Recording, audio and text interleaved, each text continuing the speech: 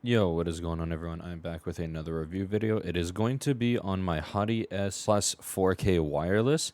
Honestly, definitely my favorite mouse from G-Wolves. Out of most of the mice they offer, I was an owner of the original Hati-S shape, but I do think I tend to like this a little more, and I will explain why. But just like all of my other videos, I do want to talk about these small little things that can just be banged out really quick. So I'm going to first talk about the clicks. So with the clicks, they are using Zippy 60 million switches, and these feel amazing. Easily the best stock switch I have felt, other than Razer's implementation of their own opticals and the XM1R for Kale switch implementation. These are honestly probably my new favorite switch.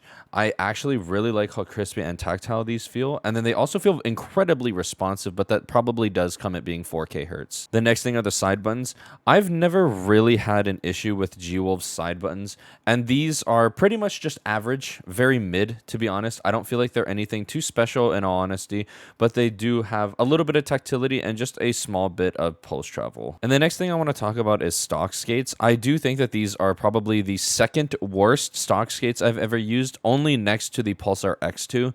I feel like the X2 feet are easily the worst feet I've ever encountered, and these would be the second. These do feel very on par with core pads, where they don't feel very fast, but thankfully because of the light weight, it does make up for it.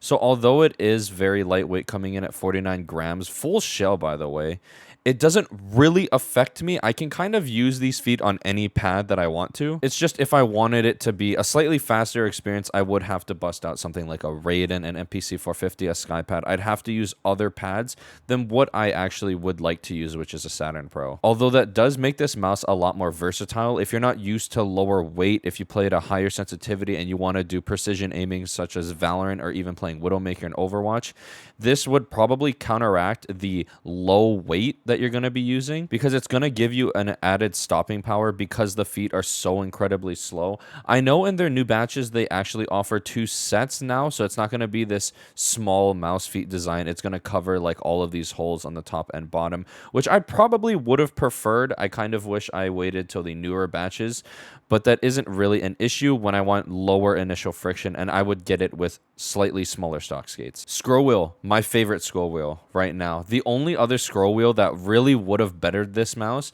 would have been the Viper V2. The Hati-S 4K and the Viper V2 easily are my top 2 favorites for scroll wheel implementation, just because I really like when it's very tactile. I like when it's slow and feels a little bit heavier. So I disliked the Death Adder V3 compared to the Viper V2, mainly because of that issue alone. The Viper just had a much more tactile, harder to move scroll wheel compared to the Death Adder, and that is exactly what it feels like here.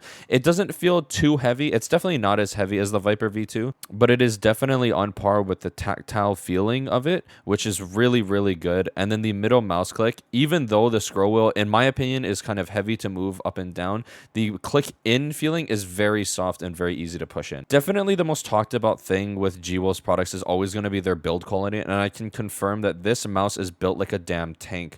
I can't get any flex anywhere other than obviously would be the bottom plate because there's less plastic, but the sides and top shell are built so well.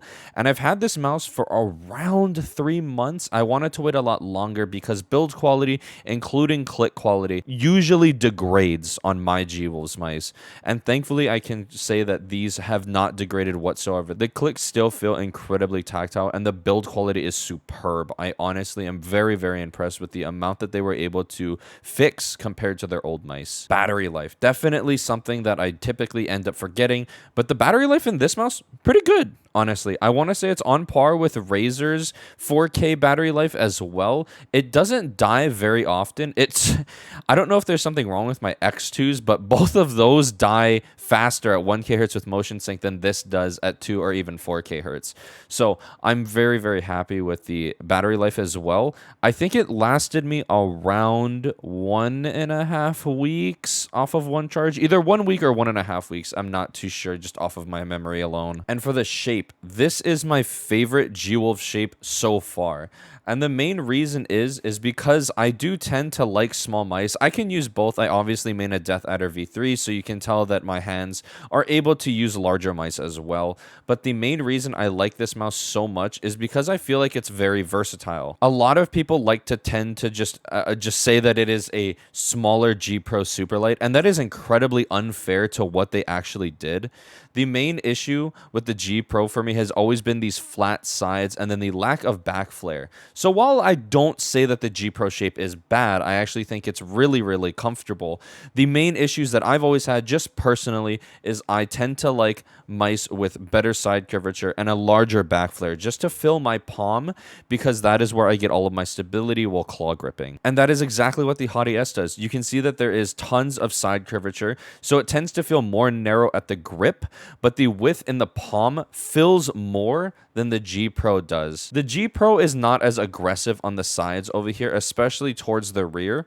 The Hati-S is definitely more aggressive. You can even see on the sides right here, it doesn't taper off very well. So it does have a much sharper feeling in hand, but even though it is so tiny, the back hump is still enough to completely fill my palm in all the areas that I want. And because the side curvature is so aggressive, it feels very narrow, which allows me to just get a much more aggressive claw grip. I'm not too sure on for fingertip. I feel like this is fine. I feel like my hands are very average, so if I can fingertip this mouse properly, I'm sure other people can as well. But talking about the width again, it's just really easy for me to get a really comfortable grip on the sides here, and my hands stay firmly in place because the back flare starts so early, and I really, really like that. And it's a very aggressive back flare, so I can't pull my fingers down. So even though the coating is not the best, it is quite slippery, but it's definitely better than the original Hati-S wireless. But even though it is not the best coating, my fingers don't tend to slip anywhere because the side curvature is so aggressive. Another huge difference is I don't feel the G Pro really fills my palms as much as the Hati-S does.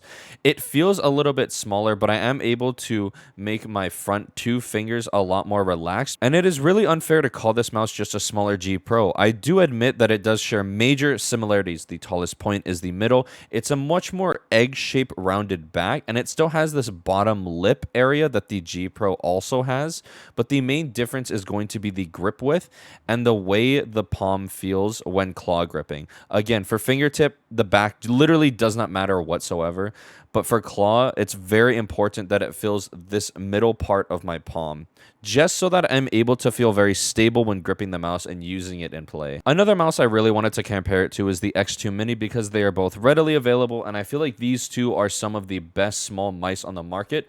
Unlike the Cooler Master MM712, which I did a review on, I feel like that shape is a lot better for claw overall, just because the back support is much like the X2, where the largest point is going to be in the back, unlike the Hati-S, where the highest point is going to be in the middle. The main difference between these two mice in particular, though, is the width, the coating, and definitely the overall quality of clicks. Just talking about the width first off, because it is so wide with very little back flare, it's not very easy to pull the mouse into my palm, even when it's like this, and you can clearly see that you would assume that the back hump is going to fill more of my palm.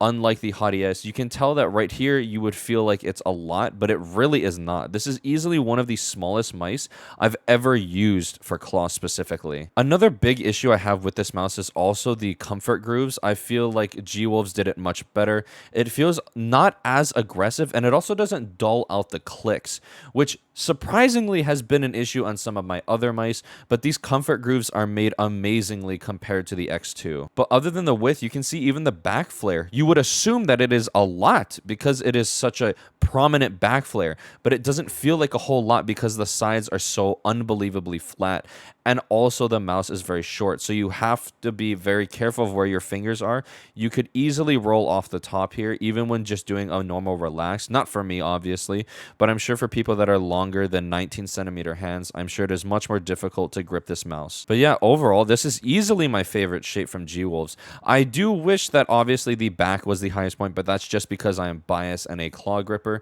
But overall, this mouse is amazing. Probably my favorite small mouse right now, especially with the 4K implementation for wireless. And I will say just right off the bat, I feel like unless you're really looking for it, the difference between 1, 2, and 4K wireless really doesn't exist unless you're absolutely trying to look for it. I feel like it is easily a much smoother experience, and that is like the first thing that I noticed when I was even aim training, especially when doing heavy smooth track scenarios. The main thing I noticed was that it's a much smoother experience with higher pulling rates. The only thing is you have to make sure that you're actually able to use it. I'm not able to use 4K, mainly because my computer just can't run it, even though GWOS has given all of this tech into this mouse. I just can't use the 4K. I can't even use it on my Razer mice. So because I can't use it on my Razer mice, it is clearly not a fault of GWOS, just on my computer alone. But yeah, that is pretty much all for my review. If you have any comments or questions, please let me know below. And I'm going to be leaving my Twitter and my Discord in the link below as well. And I hope to see you on the next one. Peace.